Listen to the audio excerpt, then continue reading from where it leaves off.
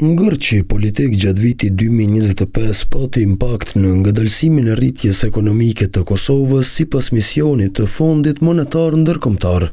Ekonomia e Republikës po rritej më shpejt në tremujorin e tretë të vitit 2024 se në atë të vitit pasues. Ngërçi i zgjatur politik ka pasur ndikim në rritjen ekonomike të vitit 2025.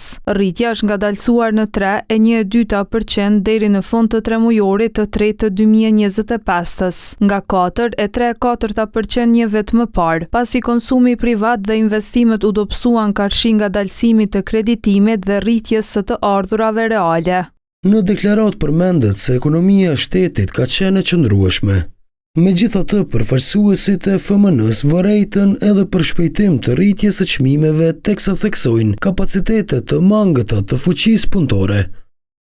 Inflacioni u përshpejtua në 5,1% deri në dhjetor, nga 1,1% një vit më parë, i nxitur nga rritja e çmimeve të ushqimeve. Punësimi formal ka vazhduar të shënojë rritje, megjithse rritja e pagave reale ka stagnuar, ndërsa papunësia ka mbetur e lartë 10%. Kjo së bashku me pjesëmarrjen vazhdimisht të ulët të fuqisë punëtore, veçanërisht atë të grave, është indikacioni i kapaciteteve ende të pashfrytzuara në tregun e punës.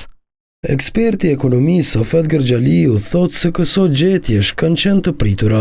Fakti që nuk është arrit rritja e parapare ekonomike mbi 4%, fakti që kemi inflacion mbi 5,3%, vërtet janë realitet që kemi alarmuar. FMN ka rekomanduar avancimin në politikat fiskale.